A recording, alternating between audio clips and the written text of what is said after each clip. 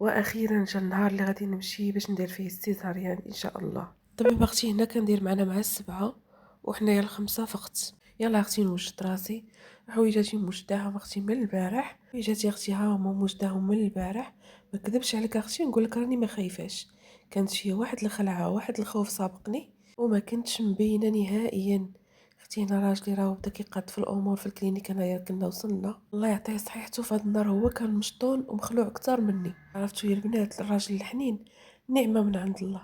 فبحال هاد الامور هادو فين كتعرفي واش الانسان فعلا حنين معاك وكيبغيك ولا لا. اول واحد اختي دعيت معاه فاش دخلت العمليه هو راجلي، ومن بعد كاع البنات اللي كانوا كيصيفطوا ليا في الخاص تيقولوا لي دعي معنا تفكرتكم اختي وحده وحده، ودعيت معاكم كاملين. وحتى اللي ما تفكرتهاش بسميتها نقول يا ربي الا كنت نسيت شي وحده راه انت عارف ما في القلب وعارف نيتها اشنو باغا، اعطيها الذريه الصالحه. دعيت اختي مع خواتاتي ودعيت مع والديا بالصحه. انا صافي اختي راه دخلت للسيزاريان. داز كل شيء على خير وبخير الحمد لله.